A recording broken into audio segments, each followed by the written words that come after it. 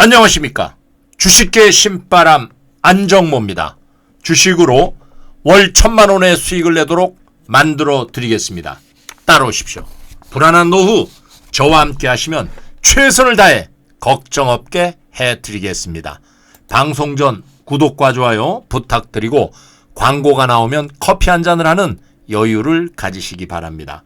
주식 투자는 결코 위험하거나 어렵지 않습니다. 투자에만은 내가 문제인 것입니다.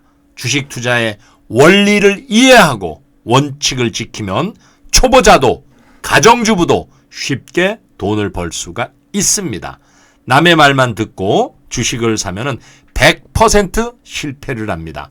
급등주, 테마주 매매는 가족을 담보로 도박과 오락을 하는 것입니다. 주식 매매 방법을 체계적으로 가르쳐 드릴 테니 따라 배우시기를 바라겠습니다. 자, 오늘이 일요일이에요. 자, 오늘 일요일인데 미국 증시가 금요일 날이죠. 다우지수, 나스닥, S&P 500 보면은 다들 뭐 급등이죠. 보니까 뭐 9% 이상. 다우지수가 9.36%, 나스닥이 9.35, S&P 500이 9.29%. 그 전날만 하더라도 여기에서 그 3대 지수가 10%가량 급락을 하면서 무려 33년 만에 최저치를 기록을 하는 이러한 상황이었어요. 33년이라고 하는 것은 1987년도 여기서 우리가 이제 블랙 먼데이 이렇게 그 얘기하죠. 이 당시가 이제 10월 19일인데 이때 그 다우 지수가 무려 22.6%나 폭락을 했어요. 이때 그 많은 미국인들이 권총으로 자살을 하고 이런 뉴스가 나온 것이 기억이 나요. 여러분들이 이 당시만 하더라도 뭐 1987년도니까 상당히 오래된 이런 그 시간이었는데 지금 다시 그 이후에 이렇게 10%에 급락했던 것이 바로 목요일이었어요. 그래서 뭐 피해 목요일 뭐 이렇게 여기서 얘기를 했는데 그러고 나가지고 다시 여기서 금요일 날은 또 9% 이렇게 반등이 나왔죠. 이것이 이제 두 가지 호재 때문이에요. 첫 번째 호재가 아무래도 트럼프 대통령이 비상사태를 선포를 했습니다. 자, 비상사태 선포하면서 뭐 모든 그 연방정부가 500억 달러, 우리나라 돈으로 약 한 60조 정도예요. 이 정도의 그 재난기금을 활용할 수 있다. 모든 이게 주정부들이 이런 비상사태 선언. 두 번째가 경기부양책. 이 경기부양책이라는 것은 일단 뭐 연준에서도 여기에서 금리 인하권이라든가 아니면은 양적 완화 정책 이런 것들 여러 가지 쓰죠.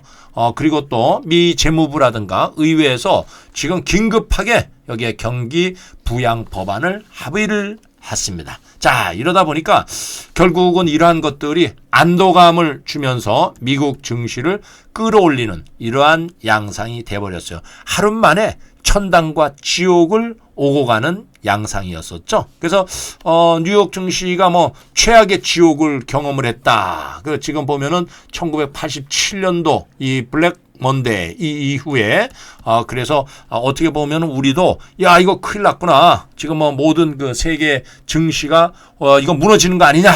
이렇게 생각을 했는데 또 미국에서도 이렇게 부양책이라든가 트럼프 대통령의 비상사태 선언 이러한 것들이 결국은 일단 지수 급락을 막고 여기서 반등을 끌고 올라가는 양상을 보였어요. 자, 여기서 보면은 일단 뭐 제일 여기서 많이 떨어진 것이 우리 이제 코로나 이 전염병 때문에 많이 떨어진 것이 아무래도 여행주였었죠. 한국에도 지금 난리예요. 여행주 움직이지를 못하잖아요.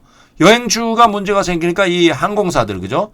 이 항공사들이 뭐 비행기가 손님이 없잖아요. 뭐 모든 각국마다 다 문 닫아 버렸죠. 유럽에서 지금 들어오는 거. 유럽에서 미국에 들어오는 여행객들 30일간 지금 모두 여기서 입국 금지를 시켰어요. 심지어는 뭐 영국하고 아일랜드까지 마찬가지로 지금 금지를 시켰어요. 영국하고 아일랜드는 16일 자정부터로. 그러니까 그 정도로 영국하고 아일랜드 쪽에서도 전염병 확진자가 나타나다 보니까 트럼프 대통령으로서는 어떤 방법을 쓸 수가 없는 거죠. 이게 잘못하면은 자기가 지금 2020년 11월 달에 대선에서 뭔가 여기서 이게 계속 확장이 되면서 이렇게 그 문제가 생겨버리면은 재선 가도에 상당히 심각한 타격을 받을 수 있는 이러한 상황이에요. 그래서 지금 보면은 여기에서 여행주, 항공주가 많이 올라갔어요. 우리가 미국의 그 3대 항공사 그러면은 아무래도 뭐 델타 그죠? 여러분들이 아메리카 에어라인, 여러분 다 타본 미국 가신 분들은 다 알 거예요. 그 다음에 여기 유나이티드 에어라인, 이러한 그 항공주들이 그냥 팍 올라갔어요. 그 다음에 이제 또 보면은 보니까 여행주들이죠. 크루즈 관련 주들이 또 올라갔다. 이렇게 그 뉴스가 나오고 있어요. 그래서 일부 전문가들 하는 얘기로는 뭐라고 얘기하냐 그러면은, 시장이 그동안에 이 전염병에 대해서 굉장히 그 두려워했었는데 지금은 조금 좀 덜 두려워해졌다. 덜 두려워해졌다는 것이 이게 경기가 계속 이 전염병 때문에 계속 악화돼 가지고 가는 이러한 상황을 예상을 했는데 그래도 정부에서 이렇게 비상사태 선언이라든가 또 경기 부양책을 쓰다 보니까 제일 문제가 경기가 무너지는 거예요. 경기. 지금 우리 국내에서도 많은 분들이 여기에서 바로 전염병보다는 지금 이게 장사가 안 되고 이러다 보니까 생활고가 더 문제가 생겨버렸어요. 야, 이거 전 세계적으로 마찬가지죠. 이탈리아 같은 데는 심지어 여기서 모든 통제를 다 했잖아요. 지금 거기에다가 또 스페인도 마찬가지예요. 스페인도 모든 국민들에 대해서 이동 금지 명령을 시키고 그래도 대한민국은 그런 거는 없었죠. 이동 금지 명령이라든가 통제 여기서 모든 것을 정지시키는 이러한 것을 없었어요. 그런데 일단 유럽 국가들은 상당히 그 사태가 좀 심각한 이러한 상황이에요. 이탈리아 같은 데는 일단 그 일부 지역에 대해서 모든 통제 스톱! 이렇게 이동 금지 이런 상황이었었죠. 자, 이렇게 이제 코로나에 대해서 그래도 조금 좀 덜 두려워졌다. 이렇게 그 얘기를 했어요. 그래서 지금 보면은 트럼프 대통령이 비상사태 선언. 비상사태라는 것은 일단 국가가 위기가 왔으니까 그렇죠. 이 전염병 때문에 여기에 따라서 이 주정부들이 제가 말씀드린 대로 지금 재난기금을 활용을 한다고 이제 재난기금을 활용을 하는데 요게 금액상으로 보면은 우리나라 돈으로 한 60조 정도. 그러니까 상당한 금액을 지금 쓰죠. 이것이 이제 의료 지원이라든가 이런 것들에 대해서 검사비라든가 이런 게 다 들어가겠죠. 그런데 이제 미국에 과연 검사를 얼마나 많이 할지 이거는 이제 또 시간이 흘러봐야 알겠지만은 과연 여기에서 이러한 것들이 잘 효과를 나타내 가지고 이 증시 글로벌 그 증시 그리고 또 미국 경제 그리고 세계 경제가 빨리 회복되는 이러한 전략이 또 이러한 여기에서 부양책이 됐으면 좋겠습니다. 자, 어찌됐든 간에 보면은 미국도 말이에요. 한국에서 하는 방식이죠. 드라이브 스루 자동차를 타고 검사를 받는 이것도 이제 여기서 도입을 했어요. 그 다음에 보면은, 여기서 이제 트럼프 대통령은, 다음 주까지 한 140만 명. 굉장히 많아요. 우리가 20몇만 명인데. 그리고 그 한 달 내에 500만 명을 검사를 하겠다. 이렇게 그 얘기를 했어요. 그래서, 진단 키트로. 근데 뉴스 들어오는 거 보니까 또, 국내, 한국이죠. 코리아. 한국의 진단 키트가 효과가 좀 불충분하다. 이런 그 뉴스가 들어오고 있어요. 이것이 이제 미국의 공화당, 의원이 그런 얘기를 여기에서 했는데 실제로 또 한국 질본에서는 그건 아니다. 그거는 그쪽에서 잘못 알고 있다. 그리고 어떻게 보면은 이게 정치적인 또 쇼가 될 수가 있어요. 민주당에서는 지금 트럼프 이 행정부를 여기서 공격하고 있죠. 한국에서는 말이에요. 드라이브 스루를 해가지고 20만 명이 넘게 검사를 하는데 미국에서는 지금 그러질 못하고 있는 거. 왜 그러느냐 이렇게 여기에서 굉장히 밀어붙이고 하다 보니까 또 공화당 쪽에서는 뭔가 반박을 내는 게 요거 퀄리티 요것을 가지고 여기에서 또 물고 늘어지는 이러한 상황이다. 그런데 한국의 질본에서는 공식적으로 그것은 말이 안 된다. 이렇게 얘기를 했어요. 그래서 지금 FTA에 지금 승인이 들어가 있는 상황이고 KFTA는 승인을 했고 지금 이런데 그것은 잘못 오보 된 거다. 오도된 거다. 이렇게 여기에서 얘기를 했어요. 그러니까 서로가 어떻게 보면은 지금 2020년 대선이 남아 있어요. 11월 달에. 그러면 민주당은 지금 공격을 해야 되고 공화당은 방어를 해야 돼요. 이 공격을 하는 게 한국의 방식 이러한 것들을 가지고 여기에서 밀어붙이니까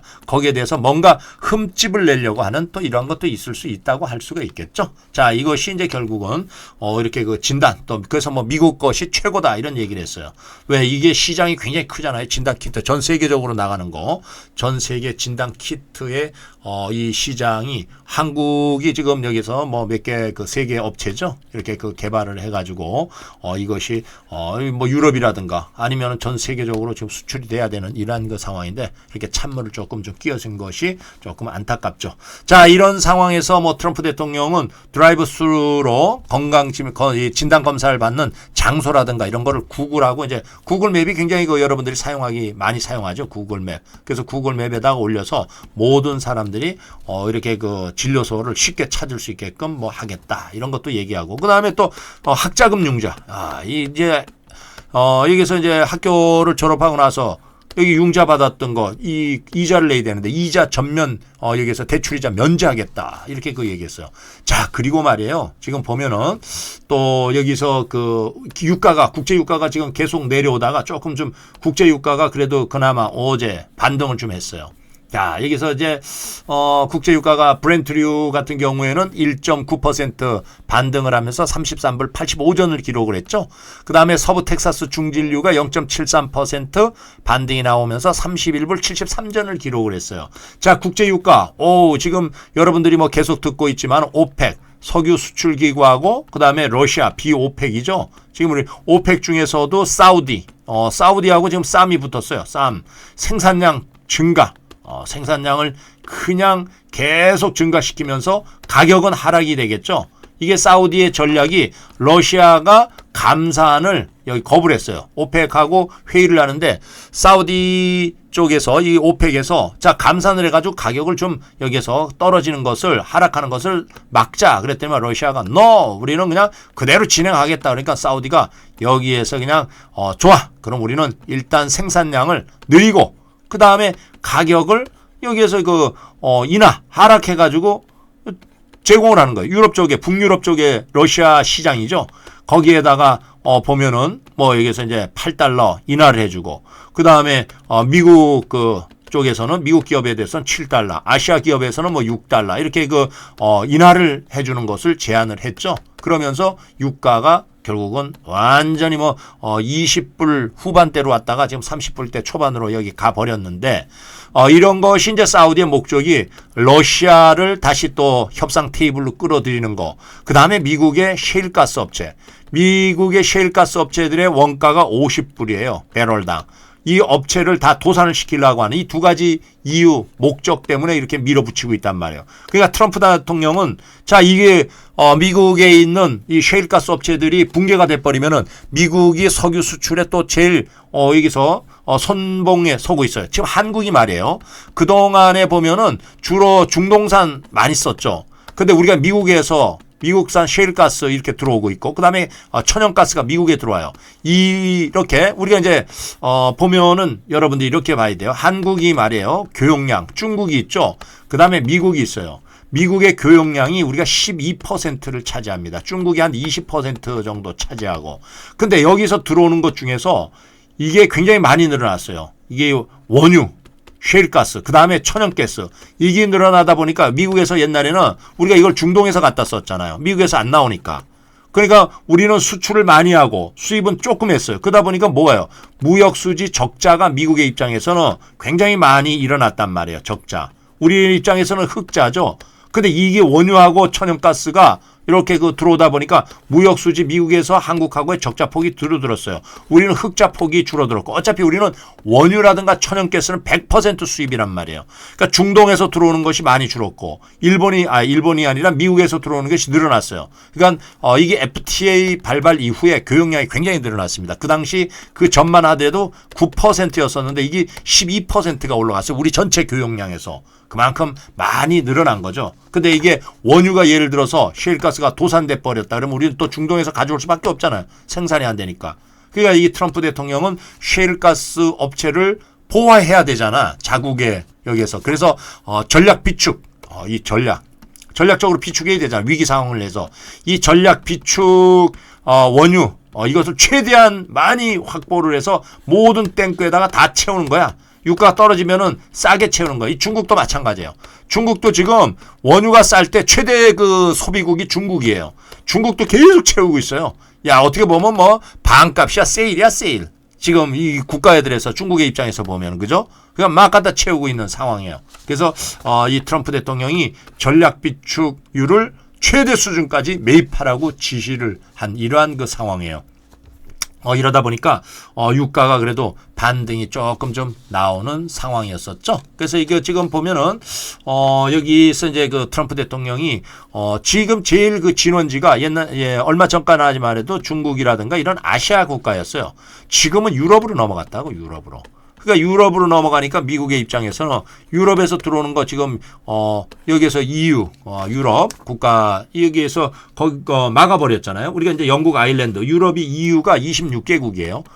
EU가 26개국인데 26개국에 대해서 못 들게 막고 영국하고 아일랜드만 열어놨는데 아일랜드하고 영국도 또 막아버렸어요. 3월 16일 자정을 기해 가지고 그러니까 다 스톱이에요. 이렇게 딱 스톱되는 이러한 그 상황이 됐죠. 그리고 한국하고 뭐 한국은 여행 정보 3단계 여행 재고 대구 한국에서 대구는 여행 금지 이렇게 해놨어요. 그러니까 대구는 가지 말아라. 한국은 돌아다니더라도 이렇게 발령을 해놓은 상황인데 우리도 이게 빨리 풀려야죠. 우리 대한민국이 지금 뭐 그래도 100명 이하로 확진자가 100명 이하로 줄어들어서 70몇 명으로 아마 그 뉴스를 제가 봤는데 뭐 78명인가 71명인가 하여튼 어찌됐든 간에 이렇게 그 대한민국은 그래도 여기서 확진자가 줄어들고 있고 어느 정도 이제 잡혀가는 상황이 되지 않냐 이렇게 볼 수가 있어요. 그래서 트럼프 대통령은 지금부터 8주를 굉장히 위험하다. 8주가 굉장히 중요하다. 그래서 8주면 여러분들이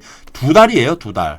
그럼 지금 3월 지금 오늘이 15일. 3월 15일에 2달이면 5월이에요. 5월 그죠? 그러니까 3월, 4월, 5월 중순까지 굉장히 중요하다. 그래서 그렇지만은 결국은 이것이 지나갈 것이다. 지나간다는 것은 지금 제일 중요한 것이 이 치료제가 나와야 되는데 치료제가 아마 5월 정도 내지 4월 말 정도면 되지 않겠냐 이렇게 그 예상을 뭐 모든 다국적 기업들이 다 매달려 있죠. 이것은 아주 보면은 굉장히 그 심각해요. 그 에볼라 여러분들이 뭐 에볼라 치료 임상 실험하던 이게 여기서 약으로 지금 이것이 임상 실험을 바로 코로나19로 해가지고 성공을 한다면은 이게 빨리 끝날 그런 그 상황이라고 할 수가 있겠어요. 그래서 지금보다는 아마 중요한 상황이 되지 않겠냐 이렇게 볼 수가 있어요. 그래서 일단 뭐 제일 중요한 것이 한국이 모든 국가에 대해서 굉장히 그 미국에서도 야 이것이 그 대량 이게 검사 이거가 이제 어떻게 보면은 다 받아들였죠. 미국에도 드라이브 스루 자동차를 타고 검사하는 거 이것이 굉장히 그 보편화돼가는 하나의 정책으로 돼가고 있죠. 그러니까 이게 저게 코로나19 방역책으로 그리고 연방준비제도 이사회에서 말이에요. 양적 완화 정책을 지금 쓰려고 하고 있어요. 여러분들 양적 완화 정책이라는 건 뭐냐 그러면은 양적 완화 요거는 시중에 통화량을 늘리는 거예요. 통화량이라는 건 돈을 갖다가 푸는 거예요. 푸는데 그냥 갖다 막 풀 수는 없잖아요. 막 헬리콥터 타고 그냥 막 뿌려 그냥 하늘에서 그게 아니고 여기에서 우리가 이제 그 국채를 정부에서 발행을 했었어요. 뭐 10년물, 뭐 30년물, 뭐 이런 거. 근데 여기에서 이 국채를 다시 사들이는 거예요. 팔았던 거를. 사들이면은 돈을 갖다가 시중에다가 뿌리는 거 아니에요. 그죠? 시중의 여기서 유동성을 늘리는 거예요. 그래서 이게 보면은 얼마 전만 하더라도 단기 여기에서 국채만 매입을 하겠다는데 이제는 장기 국채까지 매입을 합니다. 그러니까 대량으로 그냥 매입을 하는 거예요. 이게 2008년 금융 위기 때 여기에서 이제 오바마 대통령이 들어오고 그때 이제 여기에서 이제 바로 누구였어요? 그때 그 연방준비제도 이사회 의장 벤 버냉키죠? 이 버냉키가 경제학 학자면서 교수예요. 버냉키. 이 버냉키가 쓴 게 양적 완화 정책이에요. 버냉키의 이론에 보면은 경기가 불황일 때는 헬리콥터를 타고 돈을 뿌려야 된다. 그 정도로 유동성을 늘려놓으면은 경기는 돌아간다. 이러한 것이 여기에서 버냉키의 학문의 그 기본이었어요. 예, 자기의 이제 이 저서에라든가 또 자기의 여기에서 이제 그 가리키는데 하나의 기본이었었는데 어쨌든 간에 양적 완화 정책을 지금 쓰고 있는 이러한 그 상황이에요. 그래서 실제로 이렇게 양적 완화를 쓴다는 것은 그만큼 돈을 많이 풀 수 있다는 거죠. 거기에다가 미국의 재무부 그리고 또 하원 여기에서도 경기 부양책에 적극적으로 동참하면서 모든 것을 신속하게 빨리빨리 여기에서 이제 법률적으로 승인을 해줘야지 행정부에서 집행을 할 거 아니에요. 그죠? 야, 거기에다가 또 캐나다 있죠, 여러분들. 캐나다에서도 금리를 인하를 얼마 전까지만 하더라도 0.5%를 했었어요. 근데 이번에 또 했어요. 0.5%. 이거 합치면은 1% 금리를 인하를 했습니다. 야, 2주 사이에 일주에 한 번씩. 자, 여기에서도 지금 보면은 일본이라든가 또 중국의 중앙은행, 인민은행이죠. 중국 인민은행, 일본의 중앙은행. 여기에서도 지금 다 유동성 공급이에요. 유동성 공급이라는 것은 일단은 시중에다가 돈을 뿌리는 거. 여기에서 중국에서는 지난번에 금리를 인하를 하겠다. 거기에다가 지불 준비율, 지준율을 인하를 하겠다. 이렇게 얘기했어요. 지준율이라는 것은 은행이 여기에서 총 예금이 들어온 게 100이다 치면은 30, 예를 들어서 지준율이 30이다 그러면은 이 30을 중앙은행에다 갖다 맡겨놓고 요거를 빌려주는 거예요. 70을. 근데 지준율을 25다. 이렇게 하면은 5를 다시 찾아가지고 시장에다가 돈을 빌려주면서 유동성을 확대시키는 이러한 전략. 이것이 바로 지준율 인하. 지준율 인상 이렇게 하는 거예요. 금리야 여러분들 아시다시피 뭐 금리가 1.25에서 0.5 내리면 0.75% 이 금리를 내리는 것이 바로 이런 거예요. 그래서 이러다 보니까 유럽 증시도 반등을 하고 또 뭐 여기에서 지금 보니까 미국 증시만 이렇게 그 반등한 것이 아니라 뭐 유럽 증시도 마찬가지로 반등을 했어요. 보니까 뭐 독일, 프랑스, 뭐 이탈리아 이게 보니까 어디예요? 영국, 독일이 지금 0.77% 상승을 했고, 그 다음에 영국이 2.46, 프랑스가 1.83, 유로스탁 50이 1.6%, 그리고 또 네덜란드, 스페인, 이탈리아가 6.69%, 이탈리아는 뭐 폭락했던 것이 그래도 그나마 이렇게 반등을 하는 이러한 그 상황을 맞이를 했습니다. 자, 이렇게 보면은 그 유럽 증시, 유럽 증시가 이렇게 그 보면은 이렇게 그 상승한 것이 다른 것보다도 확진자 수가 지금 계속 늘어나고 있잖아요. 지금 특히 또 이탈리아 같은데 이탈리아가 지금 그리고 또 스페인도 많이 늘어났고 독일 뭐 다 늘어나고 있어요. 이게 참 걱정입니다. 이것이 거기에다가 또 트럼프 대통령은 막아버렸잖아요. 이 EU 국가들이 유럽 국가들이 미국에 여행 오는 거 30일 동안은 처음에 영국하고 아일랜드는 뺐다가 여기에서도 영국하고 아일랜드 이것도 마찬가지로 여기에서 플러스 해가지고 지금 다 막아버렸어요. 그러니까 여기 여행을 갈 수가 없어요. 미국에 갈 수 없는 이러한 상황이에요. 또 미국인들도 여기에서 들어오면은 격리 14일 동안 또 격리를 해야 되는 상황이라고 할 수가 있겠죠. 자, 여기서 보면은 주간 기준으로 해가지고 유럽 증시가 무려 지난주에 18%나 떨어졌어요. 굉장히 많이 떨어졌어요. 다 이렇게 그 떨어진 상황에서 그렇지만은 이것이 결국은 영국도 그렇고 뭐 아일랜드도 그렇고 다들 그 미국에 여행 금지를 했지만은 그래도 이 유럽 중앙은행이라든가 또 유럽 20이죠. 22 유럽 센트럴 뱅크 유럽 중앙은행에서 금리 인하는 지금 안 했지만 양적 완화죠. 금리 인하는 해봤자 기준금리가 뭐 워낙 0.25인데 이거 해봤자 뭐 여기서 바닥 닿잖아, 그죠? 그러니까 이게는 의미가 없으니까 여기서 국채를 매입하면서 양적 완화 정책을 써 나가겠다 이렇게 그 발표를 했어요. 자, 그러다 보니까 어찌 됐든 간에 이렇게 유럽 증시도 상승하는 양상을 보였습니다. 지금은 말이에요. 우리가 이제 경기가 안 좋잖아. 그러면은 위험 자산에서 그죠? 위험 자산에서 안전 자산으로 이동을 하잖아. 근데 안전 자산으로 이동을 하는데 그럼 위험 자산이라는 게 주식이에요. 안전 자산이라는 게 금. 그다음에 이제 달러 이런 거는 이제 안전 자산. 달러라기보다도 이제 국채죠, 국채. 국채. 근데 지금은 금 가격도 떨어져요. 참 이게 희한해요. 그리고 이제 달러 가격이 올라가요. 아무래도 제일 전 세계 제일 안전한 이 통화가 이게 미국 국채니까, 그죠? 이게 이제 미국의 기축 통화 아니에요, 그죠? 그래서 이 달러 가격이 지금 올라가고 있고, 지금 오늘도 지난 그 금요일 날 보니까 이 원 달러가 환율이 굉장히 많이 올라갔어요. 한번 보죠. 얼마나 올라갔나? 12원 80전이 올라가 가지고 1219원을 지금 여기에서 돌파를 했어요. 이 장 중에 얼마까지 올라갔냐면 1226원. 와, 1226원까지 올라갔어요. 지금 달러가 지금 계속 뭐 우리뿐만 아니라 모든 그 국가 통화 대비해 가지고 다 지금 상승하는 양상을 보이고 있어요. 자, 그러면은 다음 주에 이제 우리가 다음 주라면은 3월 16일에서 20일이죠. 다음 주 3월 16일 이후에 자, 미국 증시는 지금 어떻게 지금 이루어질 거냐. 이걸 이제 우리가 또 한번 예상을 해 보고 있는데 여기에 보면은 이 월가에서는 말이에요. 월가. 야, 이게 금리를 아마 인하를 하게 될 거다. 지금 미국의 기준금리가 여기에서 75%에서 0.5% 인하를 했어. 그죠?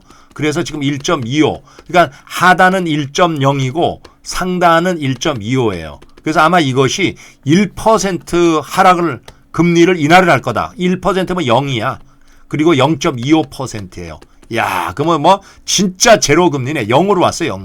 은행에다가 돈을 맡겨도 금리가 없어. 돈을 주지를 않아요. 이 기준금리라는 게. 그러니까 이런 상황이 아마 될 전망이 있다. 이것이 보니까 BOA, 뱅크 오브 아메리카라든가 JP 모건이라든가 그다음에 골드만삭스 이런 데서 다 이렇게 전망을 했어요. 그러니까 연방준비제도 이사회에서 지금 양적 완화 정책 아까 쓴다 그랬죠? 양적 완화 정책이라는 것은 시중에 국채 아까 30년물도 여기서 매수를 또 해가지고 돈을 뿌리고 그 다음에 단기 여기 국채 이것도 마찬가지로 매입을 해가지고 돈을 뿌리면서 금리나 그러니까 이게 양적 완화에다가 금리나 이 두 가지를 다 쓰겠다는 이러한 그 계획을 가지고 있다. 이렇게 보시면 되겠어요. 그래서 어찌됐든 간에 이런 여러 가지 그 당국의 부양책 이런 것 때문에 결국은 미국 증시가 이렇게 올라왔는데 다음 주에 아마 미국 증시가 그렇다고 하더라도 저도 이제 계속 여러분들이 매스컴을 한번 인터넷이라든가 아니면 TV라든가 이 매스컴을 보면은 이 미국 사람들도 말이에요. 이 코스트코라든가 뭐 월마트 이런 데서 사재기를 지금 하고 있는 상황이에요. 뭐 거기 가면 마스크가 미국에서도 지금 마스크가 없어서 난리예요. 마스크. 그러니까 여기서 식료품이라든가 이러한 것들 일단은 뭐 웬만하면 안 나오려 그래 집에서. 이게 지금 사람을 접속해가지고, 이것이 이제 제일 큰 문제가 될 그런 그 가능성. 그러다 보니까, 이것이 이제 사람들이 만나올라 하는데, 근데 여러분들도 뭐 다들 들어는 봤겠지만은 지금 미국이 말이에요. 미국이, 여기에서 이제 전염병 상황에서 이것이 굉장히 조금 좀, 전염병을 제압하는데 몇 가지 문제점이 있는데, 이게 첫째가 의료비예요, 의료비. 자, 미국은 말이에요. 여기에서 총 국민이 3억 3천이에요. 3억 3천.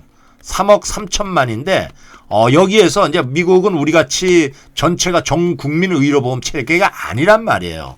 그러다 보니까 여기서는 따로 개인적으로 이 개별 보험회사에다 보험을 들어야 돼요. 그래야 병원에 갔을 때 치료를 받고 진료를 받고 진료비를 보험회사에다 보험 낸 거에 대해서 여기서 다 해결해 주잖아요. 그러니까 의료 비가 굉장히 비싸요. 근데 이 3억 3천만 중에서 보험을 안 든 사람이 여기에서 한 2,750만이라 그래요. 2,750만 명.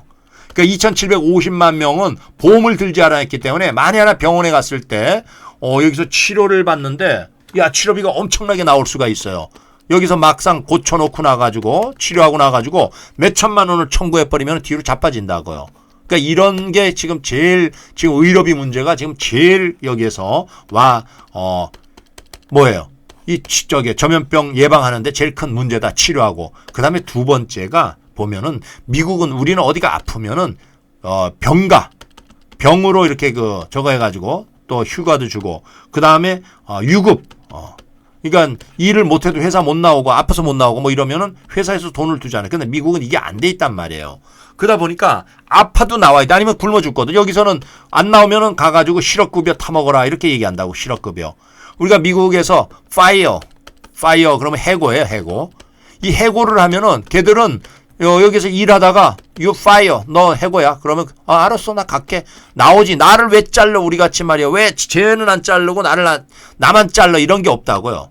그래서 얘들은 이런 것들이 미국에서는 돼 있는 상황에서 여기서 해고를 했을 때 또 이게 이런데 여기서 병가 뭐 이렇게 뭐 유급 이런 것들이 없는 상황에서 아파가지고 못 나가요. 그럼 굶어야 되는 거야. 굶어야 돼. 그래서 뭐 실업급여를 타먹든지 뭐 그거는 이제 자기가 하는 거죠. 그 다음에 세 번째가 제일 중요한 게 불법 체류자들. 불법 체류자. 미국의 불법 체류자가 1,100만 명이랍니다. 이 1,100만 명이 만에 하나 여기 병원에 가가지고 검사를 해가지고 이상이 있으면은 문제가 뭐예요? 여기서 신분이 불확실해. 쫓겨간다고. 그러니까 지금 우리도 한국에서도 말이에요. 우리도 불법 체류자가 굉장히 그 해외에서 많이 들어와 있어요. 지금은 여기서 법무부에서 자 지금 빨리 신고하고 자진 신고하고 나가면은 벌금이라든가 뭐 이런 거 없다. 나중에 다시 들어올 수도 있다. 그러니까 막 신고하고 지금 내 고향으로 막 자기 국가로 막 돌아가고 있어요. 그게 지금 계속 여러분들 뉴스에 보고 있죠. 근데 미국은 말이에요. 이 가면은 돌아오질 못하잖아. 그리고 여기서 예를 들어서 뭐 멕시코에서 불법 체류하신 이런 그 불법 체류자들 이 가가지고 떡 문제 생기면 갔다가 못 와요. 지금 가뜩이나 미국하고 이 국경 이 담벼락을 쌓고 있는 이러한 상황에서 얼마 전에 그 베네수엘라 여자 임신부가 이거 넘다가 떨어져가지고 죽었다 이런 뉴스가 나오는데 워낙 지금 이 전염병 뉴스 때문에 묻혀버렸잖아요. 만에 하나 전염병 뉴스가 없었으면 이게 굉장히 크게 또 여기에서 얘기가 나올 뻔한 이러한 그 상황이었었죠. 이렇게 그래서 이 세 가지 의료비 그 다음에 여기에서 유급의 병가라든가 아니면은 유급휴가 이런 게 없고 그 다음에 여기서 그 불법 체류자 이것이 제일 그 걸림돌이 될 가능성이 있다 이런 그 뉴스가 나오고 있습니다. 그래서 어쨌든 뭐 미국이 지금 계속 그 전염병 환자들이 늘어나고 있는데 빨리 잡혀야 되겠죠, 그죠? 일단 미국이 문제가 생기면 우리 수출도 굉장히 그 문제가 생기잖아요. 지금 뭐 뉴스 보면은 현대차, 기아차 지금 여기서 아주 간절이고 있다. 한마디로 말해서 제일 큰 시장이 미국인데 가뜩이나 유럽하고 미국하고 판매량이 줄어들어요. 지금 사지를 않는데 지금 여러분들 지금 국내 시장에서도 마찬가지예요. 국내 뭐 여기서 사람들이 움직이지 않다 보니까 제일 타격받는 게 누구예요? 바로 자영업 하시는 분들이야. 이 자영업 하시는 분들 보니까 음식, 숙박, 여행 뭐 이런 데들 왜 여행객이 안 오니까 숙박은 지금 뭐 다 텅텅 비었어요. 식당에 가봤자 뭐 사람들이 먹으러 안 오고 집에서 배달. 오늘 보니까 또 쿠팡맨 그 40대 분이 또 피로 과로사로 사망을 했다 이런 뉴스가 나와요. 왜 다 때리니까 그냥 거기다가 인터넷으로 주문하니까 쿠팡맨들 이 배달하시는 택배는 지금 호황이에요. 근데 완전히 거기서 넉다운 돼가지고 피로가 쌓여가지고 이 죽음까지 맞이하는 이 저게 전염병에 걸려서 죽은 것이 아니라 오히려 바로 이러한 그 과로사. 자, 여기에서 지금 보면은 우리 증시. 자, 여러분들이 우리 증시를 자, 여기서 봤을 때 코스피 지수, 코스닥 지수. 지금 지난 그 금요일 날이죠. 뭐 여기서 우리가 다 익히 여기에서 코스피 같은 경우에는 사이드카가 그 전날 이게 연이어서 사이드카가 발동이 됐어요.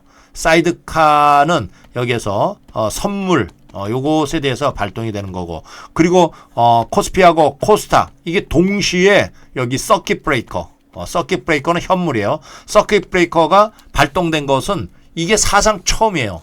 야 이렇게 막 그냥 서킷 브레이커 그리고 또 동시자발적으로만 여러분들이 별거 다 해봤어요. 별거 서킷 브레이커도 들어봤죠. 사이드카도 또 여기서 경험해봤죠. 2008년 금융위기 때는 서킷 브레이커, 사이드카 이런 거 우리가 저는 많이 여기에서 경험을 해봤기 때문에 아는데 여러분들은 서킷 브레이커라는 건 처음 경험을 해봤어요. 자 이렇게 동시다발적으로 이것이 보면은 9.11이 그 2001년이에요. 9.11 테러. 여기서 미국의 뉴욕의 맨하탄 쌍둥이 빌딩을 알카에다가 비행기로 갖다 여기서 부딪혀가지고 다 이게 무너져 버렸잖아. 그죠? 이 비극. 이때가 이후에 18년 만에 코스피의 서킷 브레이커가 처음이에요. 그래서 우리가 장중에 보면은 코스피 같은 경우에는 마이너스 8.38%까지 떨어졌다가 그 다음에 코스닥 같은 데는 10 몇 퍼센트죠. 13% 정도 막 떨어지는 이러한 그 상황이었어요. 그래서 이런 것이 결국은 그래도 조금 이렇게 되돌아오면서 지수 마감은 코스피가 3.43% 그리고 또 코스닥 지수는 그래도 그나마 조금 보면은 7.01% 이렇게 되돌아오는 상황이었었죠. 자, 이렇게 어떻게 보면은 연기금이 그래도 그나마 우리가 코스피 쪽에서는 외국인들이 무려 1조 1천억을 팔았어요. 여기서 연기금이 5,700억을 팔면서 이렇게 그 많은 그 방어를 해준 이것만 하더라도 어떻게 보면은 굉장히 연기금이 고맙죠. 뭐 저기 우리 개인들 입장에서는 그렇지 않으면 계속 떨어지면은 패닉이 더 올 수 있는 이러한 그 상황이었었는데 그래서 외국인들이 말이에요. 지금 한 달 내내 판 게 이것이 그 11조 정도에 11조. 야, 엄청나게 팔았어요. 11조 정도를 이렇게 그 계속 파는 이러한 그 상황에서 그러면은 이 11조를 누가 샀느냐? 개인이 샀어요, 개인이. 개인이 한 11조, 11조 거의 뭐 10조 후반대까지 10 정확하게 뭐 10조 뭐 1,000억 정도를 이렇게 개인들이 순매수 하는 이러한 그 상황이었어요. 이 보니까 여러분들 보세요. 어제 같은 경우 이 개인들이 막 1조씩 막 사요. 1조 2천억. 이게 보니까 뭐 9일날 11일날 어제가 금요일날 같은 경우에는 4천억 샀죠. 연기금이 그래도 이렇게 그 사면서 기관이 이렇게 매수를 하는 이런 것이 어떻게 보면 다행이라고 할 수가 있겠죠. 그래서 이게 아까 그 얘기대로 여기서 시장 여기서 시작해서 급락했을 때 뭐 코스닥 쪽 같은 경우에는 13%까지 하락을 했고 코스피 같은 경우에는 8%까지 뭐 이렇게 그 하락을 했던 것이 결국은 이렇게 오후 들어가지고 반등이 일어난 것이 중국의 부양책, 중국이 여기에서 소비 대책을 세우겠다. 일단은 소비가 돼야 되잖아요, 그죠? 그래서 소비 대책을 세우겠다 이런 것들. 그 다음에 일본하고 또 여기에서 호주. 이쪽에서 자 시장에 유동성을 공급하겠다. 제가 그랬잖아요. 유동성을 공급한다는 것은 돈을 푼다는 얘기예요. 돈을 풀어가지고 돈이 그냥 여기에서 뒷골목에 강아지들도 한 뭐 100엔씩 물고 그냥 가가지고 슈퍼에 가가지고 과자 주세요. 뭐 이럴 수도 있는 그 정도까지 많이 풀겠다 얘기했어요. 거기다가 중국이 또 이렇게 이게 소비 진작을 하면서 5G 여기 이제 중국 그러면 5G 쪽에서 네트워크 건설 이거 인프라 이것을 건설하겠다 이러면서 결국은 IT 업체 이게 삼성전자 하이닉스가 막 떨어지다가 그래도 반등 왜 제일 수혜주가 바로 삼성전자 하이닉스 같은 반도체 관련주예요. 그래서 이러한 것들이 쭉 반등이 나오면서 끌어올린 양상이었었죠. 그래서 이게 보면은 여러분들이 제가 계속 얘기를 했지만은 지금 폭락장에서 제일 많이 사들인 것이 이게 보면은 삼성전자 하이닉스 이쪽을 제일 많이 사들였어요. 기관 이게 보니까 연기금이 지금 제일 중요한 게 연기금이 아주 그냥 괜히 굉장히 많이 사들였어요. 보니까 삼성전자 이게 먼저 보면 연기금이 이렇게 19만 주 이렇게 사들였고 그죠? 외국인들이 뭐 57만 3천 주를 매도를 하는 상황에서 개인이 35만 8천 주 개인들은 뭐 그냥 IT 쪽으로 그냥 막 10조를 샀어요. 10조 이게 굉장히 한 달 동안 내내 사들이는 거 여러분들 여기 보시다시피 연기금에서 그리고 하이닉스 이렇게 보면은 또 6만 2천 주 이렇게 사들였고 개인들은 뭐 여기에서 한 1113주 이렇게 사들였어요. 그래서 이렇게 사들인 것이 바로 연기금이 이렇게 연기금이 5천억 사들인 것이 바로 IT 쪽에서 집중돼 있다 이렇게 보시면 되겠어요. 그래서 연기금이 말이에요. 이 사들이는 게 한 5천억 사들인 게 언제였었냐 그러면은 우리가 이제 작년이죠. 코스피 쪽에서 작년 8월 달에 여기 작년 8월 달에 보면은 여러분들 이때 급락을 했었어요. 작년 8월 달에. 이때가 왜 급락을 했었냐? 코스피 쪽에서 바로 이렇게 떨어진 이유가 미국하고 중국하고 여기에서 무역 분쟁이 있었잖아요.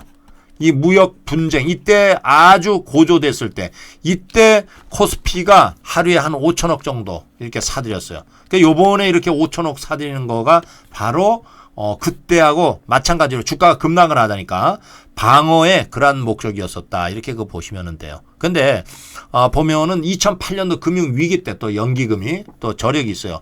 2008년도 보니까 이때 8월 달부터 여기서 한 11월 달까지 연기금에서 사들인 것이 한 5조 9천억 정도 굉장히 많이 사들였어요. 연기금은 공격을 소위 말해서 주가를 끌고 올라가는 것이 아니라 내려오면은 저가에 매수해가지고 그래서 연기금이 작년에 사상 최고치의 이익을 이게 수익을 냈다. 이런 거 여러분들이 들어보셨을 거예요. 그래서 지금 연기금이 제일 많이 산 게 삼성전자, 하이닉스 쪽으로 제일 많이 산 이런 것을 여기에서 우리가 볼 수가 있었어요. 그러면은 여기서 누가 또 여기서 급락장에서 제일 많이 팔았나?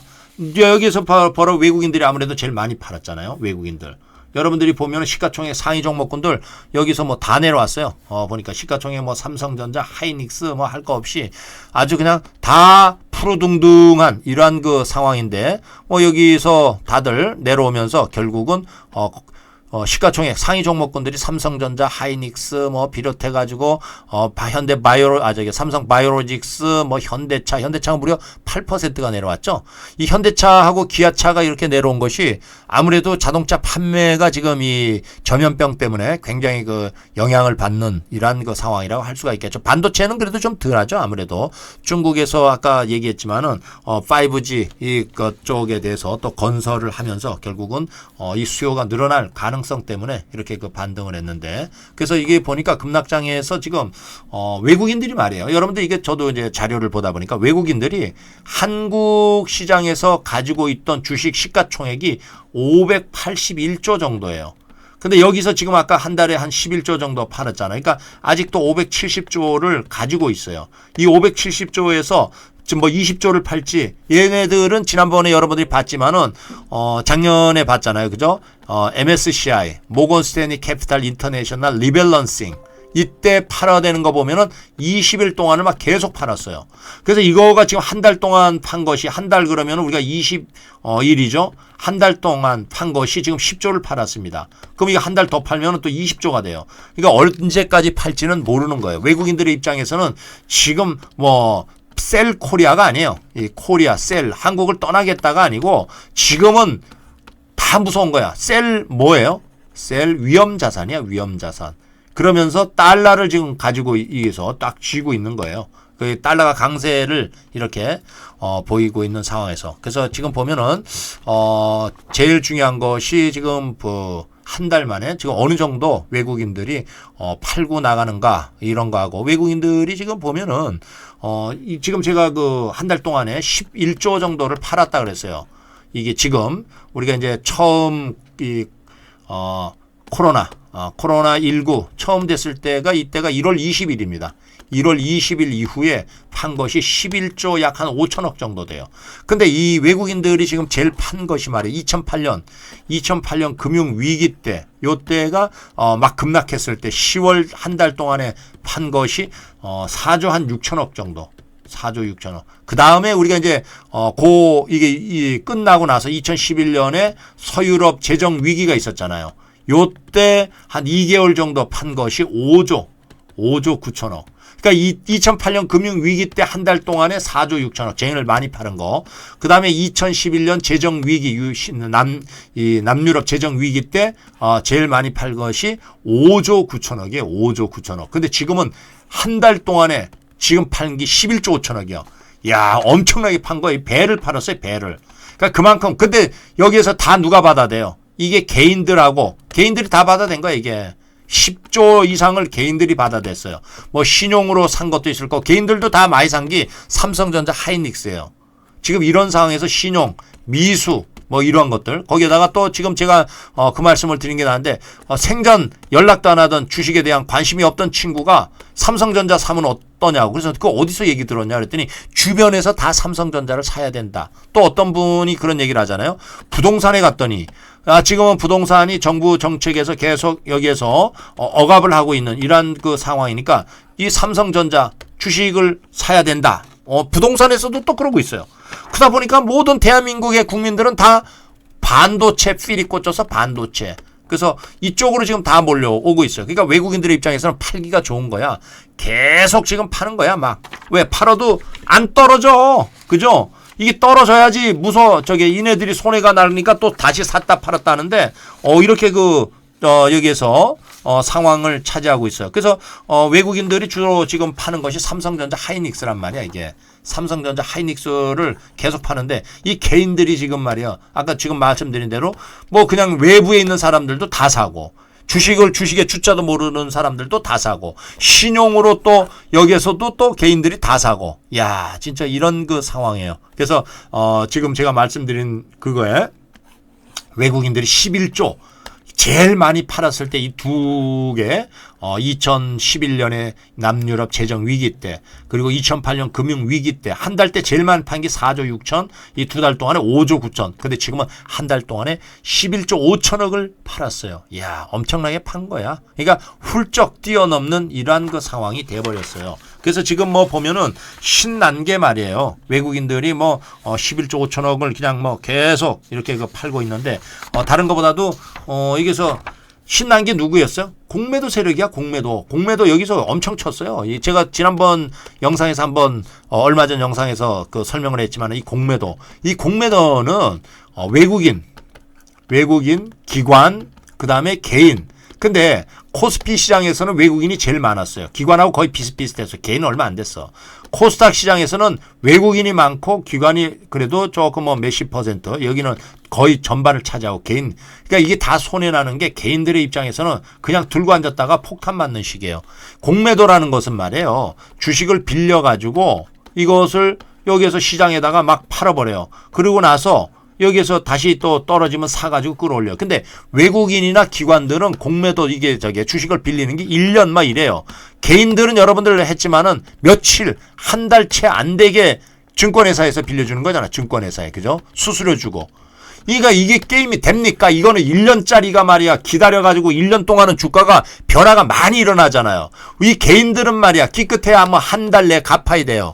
그 한 달 내에 주가가 안 올라오면 어떻게 돼요? 한 달 내지 두 달. 뭐 증권사마다 좀 틀리겠지만 빌려주는 기간이. 그리고 또 막상 빌리려고 하더라도 또 없대. 주가가 왜? 다 빌려가고. 왜 이네들이 확보하는 거는 그렇게 많지가 않아요. 여러분들이 보면은 이 키움 같은데 이렇게 보면은 거기에서 뭐 여기 주식 대여에 yes, no 이런 게 있어요. 다 no 해놔야 돼요. 그 빌려줘가지고 수수료 몇 푼 받으려고 했다가 이게 증권사에서는 예를 들어서 빌려가는 데는 많이 받고 빌려주는 데는 조금 받아. 이 차액을 먹는 거예요. 그러니까 괜히 개인들이 그런 거 잘못 빌려줬다가 주가는 주가대로 급락하고 그거 몇 원 들어오지도 않아요. 그러니까 여러분들 다 그거 금지해 놓으세요. 이게서 주가 대적에 빌려주는 거 이거 다 금지해 놓으시면 됩니다. 그래서 어찌됐든 간에 공매도를 지금 금지를 시켰어요. 금융당국에서 9월 15일까지. 이거 잘한 거예요. 9월 15일까지. 그러면 일단은 급락장은 급락장은 여기서 막을 수가 있어요. 이 공매도 막 계속 일어나면은. 그렇지만은 주가 하락은 못 막아. 이건 대세야. 전 세계적으로 떨어지는 거 대세인데 이 급락장에서 이게 일어나게 되면 뭐가 일어나요? 반대 매매가 일어난단 말이야. 개인들에 대해서 반대 매가 일어나면은 그냥 마치 가는 거야. 개인들 샀다가 아까 제가 신용으로 잔뜩 산 거, 미수 산 거, 뭐 스탁론 산 거 이런 것들 다 난리 나는 거예요. 지금 보면은 말이에요. 어느 정도 지금 늘어났나 그러면은 1월 7일 우리가 이제 코로나 발생하기 1월 20일 날부터 이제 한국의 확진자가 늘어났어요. 요때까지 한 9조 정도 신용이 9조 보니까 7천억 정도 됐어요. 9조 7천억 정도 된 것이 여기에서 지금 3월이죠. 3월 12일 기준으로 해가지고 10조. 야, 이게 10조가 늘어났어요. 10조 뭐 260억 이렇게 자료 보니까 야 이렇게 많이 늘어났어요. 그러니까 여기서 미수하고 미수도 또 늘어났어요. 미수는 이틀 뒤에 갚아야 되는 거고 신용은 이거는 뭐 이게서 뭐 몇 개월 증권사마다 다 틀리는 이러한 상황인데 연장해주고 3개월짜리도 있고 뭐 이러죠. 근데 보통 삼성전자 하이닉스 보면 3개월 해주고 연장해주고 9개월 해주는데 금리가 비싸요. 빌려가면은. 그래서 이러한 것들이 결국은 여기서 이게 뭐 계속 떨어지면 또 담보 부족으로 뭘 해야 돼요? 갖다가 담보 모자라는 것만 또 입금을 해야 돼요. 그래서 이러한 것들이 여기서 계속 이게 신용 잔고가 늘어나고 있다. 그러니까 그만큼 외상으로 많이 산 거예요. 야, 여러분들 여기서 보면은 특징이 코스피 같은 경우에요. 13조 3천억. 야, 거래 대금이 엄청나게 늘어났어요. 11조 3천억. 야, 이것이 보면은 2018년 5월 이후에 최고치입니다. 5월 말 31일 이후에. 그 정도로 거래량이 지금 뭐 외국인들이 막 파니까 그냥 개인들 막 사대는 거예요. 이게 그러니까 여러분들이 지금은 굉장히 그 리스크 관리를 철저하게 해야 되는 상황이에요. 여러분들이 그러면은 지금 다음 주 주식은 어떨 것 같냐 이렇게 이제 일단은 예상을 해봐야죠. 다음 주 자 미국이 말이에요.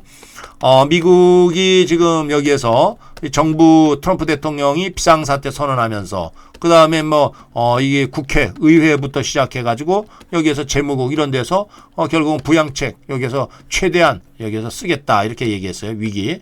그 다음에 연준에서도 마찬가지로 금리를 인하하고 그 다음에 양적 완화 정책을 쓰면서 돈을 시중에다 풀겠다. 이런 것이 결국은 이게 호재거리예요. 근데 근본적으로 여기에서 제일 중요한 것은 전염병이란 말이야, 이게. 이 전염병이 이게 방지가 되지 않으면은 지금 코스트코 외국인들 줄 서가지고 들어가가지고 막 사재기 하는 거 한국이나 똑같아요. 지금 이런 상황에서 움직이질 않는데 돈 있어도 돈을 못 씁니다. 돈 있어도 여행도 못 가요. 자, 우리가 2008년 금융위기라든가 1997년도 IMF 이때는 돈 있으면 가요. 저도 IMF 때 이때 애 데리고 미국을 갔었어요. 미국 가가지고 애하고 여기 와이프하고 애들 3명하고 미국 갔더니만 미국에서 그러더라고. 이때 환율이 그 당시에 제 기억으로 한 1800 정도 되지 않았나 싶어요. 미국에는 뭐하러 왔냐? 이게 지금 환율이 한국 사람들이 없어. 못 들어와. 달러가 비싸니까. 그도 그때 간 적이 있어요. 2008년 금융위기 이때 이제 미국에 가 있었죠. 근데 지금은 가지를 못해. 왜? 돈이 있어도 불안하잖아. 한국이 오히려 안전한 것 같아요. 한국은 우리가 여기에서 전염병 그러면 정부에서 다 일단 치료를 해주잖아. 무료로, 그죠? 무료. 이거 치료했다고 돈 내는 거 아니에요. 그리고 또 여기에서 검사. 우리가 검사해가지고 이상이 없다. 이상이 없으면 16만 원인가 비용 내고 내가 의심스러워서 검사해달라. 그러면은 자기가 부담하면 되는 거예요. 근데 여기서 이상이 없다도 이게 보면은 몇 가지 있대요. 보니까 열이 우리가 36.5도잖아. 근데 37.5도 고열이 나고 대구에 갔다 오고 하고 이런 거 이래야 무료고 나머지는 돈을 내야죠. 여러분들이 감기에 걸려 가지고 나 의심이 나서 나 검사하고 싶어요. 그럼 16만 원 내야 된대요. 그래서 근데 이제 병원에 가가지고 가서 검사를 해보세요. 거기서 이제 소위 말해서 여기서 이제 추천서라든가 이런 것을 써주겠죠. 그러면 가면 그때는 이제 무료다 이렇게 그 얘기가 나오더라고요. 그래서 지금 여러분들이 지금은 굉장히 이게 반등이 나온다고 해서 나온 게 아니에요. 여러분들 한번 여기 보세요. 우리가 2008년 금융 위기 여기에서 이때 여기서 이렇게 됐어요. 2008년 금융 위기에 여러분들이 이렇게 보면은. 주가가 여기서부터 급락을 해가지고 이렇게 반등이 나왔는데 지금 여기서 한번 저점과 저점을 한번 연결시켜 보세요. 여기 이렇게 연결시키면은 이때로 되돌아왔어요. 이때 어디 갔어? 요때로 되돌아왔네. 아이고 여기. 야 지금 엄청나요, 엄청나. 이렇게 쭉 이때요, 그죠? 이때. 그러니까 다시 여기로 돌아왔어요. 2011년 그리고 2010년도 여기로 돌아와 버렸어요. 그럼 여기서 이게 지금 미국이 반등이 나왔다고 해가지고 트럼프 대통령이 비상사태 선언하고 연준에서 양적 완화 정책하고 이랬다고 주가가 V자 반등으로 여기서 다시 올라가느냐? 이거는 퀘션 마크예요. 왜? 제가 아까 그 설명을 드렸듯이 이 미국의 그 인구 지금 3억 3천만 정도 되는데 여기에서 의료비 문제, 치료비죠, 그죠? 치료비 문제. 그 다음에 유급 휴가. 병가 이러한 것들이 여기에서 의무적으로 돼 있지 않단 말이에요. 우리는 조금 아프면 열나면 집에 보내라. 그렇다고 봉급 안 주진 않잖아요. 그 다음에 여기에서 또 불법 체류자 이런 문제. 그럼 이러한 것들이 결국은 미국의 3억 3천만 이게 중에서 몇 명을 과연 감염을 시키고 여기서 아마 병원에 못 가고 이런 사람들이 굉장히 많을 거예요. 그러면은 그러한 것들 때문에 주가가 그냥 V자 반등으로 이게 돈만 뿌렸다고 해가지고 지금은 아까도 설명드렸듯이 돈이 있다고 해가지고 돈을 못 쓰는 건 쓰는 건 아니잖아요. 돈이 있어도 못 쓰는 상황이에요. 그래서 이게 지금 출렁출렁 할 그러한 그 상황. 그래서 최악의 경우에는 여기서 1600 정도, 다음 1600 정도가 또 무너질 수 있는 그러한 그 가능성이 상당히 있다. 이렇게 보시면 되겠어요. 1600이면은 여기서 굉장히 여기에서 이 정도까지 또 내려올 수 있는 1500 얼마까지 내려왔었잖아요. 저게 1800까지 무너졌었잖아요. 그죠? 그래서 1600까지 또 내려올 가능성도 염두에 두고 여기서 우리가 대응을 해야 된다. 이렇게 볼 수가 있어요. 보면은 또 16일이죠. 내일. 16일 날 중국에 발표가 있어요. 내수 지표. 내수 지표 발표가 있는데 과연 이것이 어떻게 나올 건가? 지금 이제 서서히 좀 좋아진다면은 그래도 조금 좀 여기서 마음이 제일 중요한 것이 마음이 프로즌 얼어버렸어요. 그러다 보니까 이게 안 되는 거예요. 그래서 여러분들도 이러한 것들을 조금 좀 대응을 해 나가면서 이게 뭐 이 V자 반등 이렇게 하지 말고, 그리고 제일 중요한 것은 지금 반대 매매가 나올 수 있는 가능성이 굉장히 많아요. 야, 반대 매매 제일 무서운 게 반대 매매야. 이 반대 매매가 언제 지금 개인들이 신용으로 10조 이상을 가지고 있는데 이 삼성전자 하이닉스 위주로 가지고 있어요. 일단은 뭐 연기금에서 사고 있는 상황이라서 그렇게 급락은 안 일어난다고 하겠지만은 외국인들이 계속 쏟아내면은 그것도 또 한계가 있는 겁니다. 그냥 또 거기에다가 또 악재가 하나 또 탁 터나와가지고 제일 악재가 뭐예요? 미국에서 이 급증을 한다. 예를 들어서 확진자가 급증한다. 그러면 최고 악재예요. 그럴 경우에는 주가는 충격을 받을 수밖에 없다고. 왜? 미국 증시가 쇼크 팍 떨어질 거 아니에요. 그 저기 보면은 뭐 미국에 계시는 분들 마스크가 없다 이런 얘기 굉장히 많이 하더라고요. 한국에서 마스크를 구할 수 없냐 이런 분들도 덜어 있는데, 이렇게 미국에서 확진자 수가 갑자기 아까 뭐 몇십만 명 이렇게 검사를 하겠다 이렇게 그 트럼프 대통령이 150만 명 뭐 이렇게 500만 명 뭐 이런 얘기를 했는데, 이것에 대해서 검사를 한 이후에 만에 하나 확진자 수가 급증을 하게 된다면은 아마 주가는 또 걷잡을 수 없이 내려올 수 있는 가능성은 항상 열어둬야 돼요. 그래서 우리가 1600 정도까지 내려올 수 있다. 이랬을 때는 분명히 반대 매매를 우리가 생각을 안 할 수가 없습니다. 그러니까 여러분들이 이러한 것들을 염두에 두고 지금은 공격적으로 뭐 이렇게 사는 게 아니에요. 여러분들은 뭐 제가 제일 그 말씀드린 것 중에서 뭐였어요? 현금 베이스를 유지해라. 현금 베이스를 유지해라. 제가 계속 말씀을 드렸어요. 제일 중요한 게 뭐니 해도 현금입니다. 그래서 현금이 여기에서 없다 이런 분들은 제가 반등시 이때 여기에서 반등시 현금을 좀 늘려라 이렇게 얘기를 했는데, 그때 얘기 들으신 분들 최소한 뭐 20에서 30% 정도 늘려라. 못 늘렸으면 지금은 여러분들 여기서 손절해봤자 의미가 없어요. 이 손절하지 마세요. 왜? 지금 여기서 손절하면은 내려갔다가 언젠가는 다시 올라옵니다. 지금은 참고 인내. 제일 중요한 게 참을 인자. 인내요, 인내. 여기서. 그래서 여러분들이 이러한 것들을 제일 중요한다. 이렇게 보면 돼요. 인내. 이런 것들이 제일 참을 인자죠. 그게 제일 중요합니다. 그래서 그렇지 않으면은 뭐 특별한 저거는 여러분들이 없습니다. 그래서 다음 주에는 이러한 그 지표들 잘 보고 미국의 그 확진자 수 증가라든가 이런 것에 대해서 또 미국 증시가 출렁거릴 가능성을 항상 열어둬야 됩니다. 그리고 내일 아침에 말이에요. 아마 그 우리 증시가 워낙 그 폭락을 했었잖아요. 그죠? 지금 이렇게 폭락을 하다 보니까 담보 부족이 돼가지고 연락 가는 사람들이 상당히 많을 거예요. 코스피 지수가 3% 그리고 또 코스닥이 특히 개인들이 많이 가지고 있는 게 코스닥이에요. 코스닥이 7%, 5%, 3% 뭐 이렇게 4% 며칠 사이에 떨어진 것이 굉장히 많이 떨어졌어요. 종목별로 보면은 더 많이 떨어진 것들이 상당히 많죠. 그래서 아마 월요일 날은 일단은 장 초반에 갭 하락해가지고 시작할 가능성이 상당히 많습니다. 반대 매매가 나오는 것은 담보 부족을 해가지고 돈을 넣지 못하면은 하한가에 시초가에 그냥 나와버려요. 증권사에서. 그러면 다 파랗게 우리가 금요일날 경험을 했죠. 아침장. 보니까 뭐 거의 다 팔았어요. 그러다가 올라온 상황이었지만 코스닥 지수 여러분들 여기 보세요. 이 정도로 여기에서 밑꼬리가 그러니까 마이너스 13.56까지 내려갔었어요.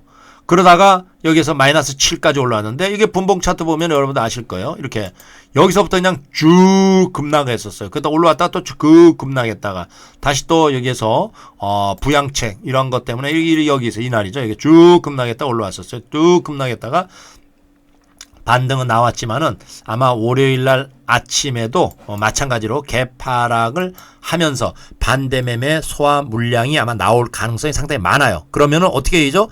팔면은 안 됩니다, 여러분들. 무서워가지고 팔지 말고 그냥 기다려요. 그러면은 장 후반 내지 이때는 장 중반 정도나 장 후반 정도 되면은 아마 주가가 그래도 플러스로 돌아서면서 어제 그 금요일 날이죠. 마이너스 7%에서 플러스로 돌아설 수 있는 가능성은 상당히 많습니다. 많은 분들이 아마 담보 부족 사태에 해결을 못 하신 분들이 있으리라고 생각이 돼요. 그런 것들 한번 염두에 두고 접근을 하셔야 돼요. 그래서 제일 중요한 것은 다음 주에 우리가 봐야 될 게 각 경제 지표들, 각 국가에서 여기에서 발표하는 경제 지표 그거 보면서 또 미국 그 확진자 수, 그리고 유럽에 지금 뭐 스페인하고 보면은 또 이탈리아 쪽에서는 뭐 완전히 그냥 이동 통제까지 한 그러한 그 상황 아니에요. 그래서 이런 것들 잘 보고 유럽의 확진자 수가 얼마만큼 많이 늘어나느냐에 따라서 또 미국하고 마찬가지예요. 제일 중요한 게 미국이에요. 미국이 전 그 세계 중심 아닙니까? 그러니까 미국에 만에 하나 확진자 수가 늘어난다면은 주가는 또 출렁거릴 수 있는, 아무리 뭐 부양책을 쓰고 아무리 금리를 낮추고 아무리 양적 완화 정책을 써가지고 돈을 시중에 뿌린다고 한들 쓰지를 못하는데, 사람들이 나오질 않는데, 여기 지금 자영업 하시는 분들 많이 그거를 느낄 거예요. 뭐 사람들이 나와야지 매상이 일어나죠. 그죠?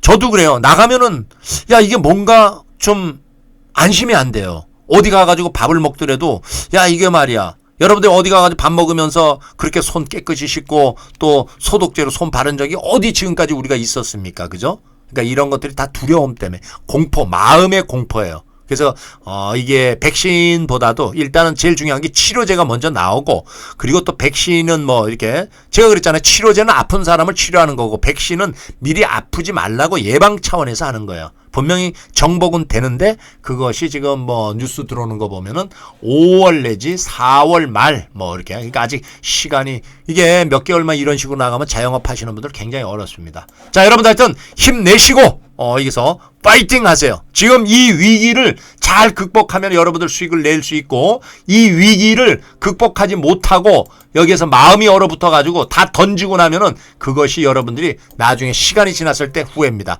여러분들 2008년 금융위기 지나고 보니까 말이에요. 야, 이때 주식을 샀으면은 이때가 바닥이에요. 근데 이게 제일 무서운 게 저는 그래요. 여기서 시작해가지고 떨어졌다 올라왔다 1년 내내 이렇게 됐어요. 그러고 나서 이렇게 올라와가지고 만에 하나 여기서 샀으면은 진짜 뭐 10배도 먹고 5배도 먹고 그랬을 거예요. 지금 이게 시작인지 이게 모르는 거예요, 이게.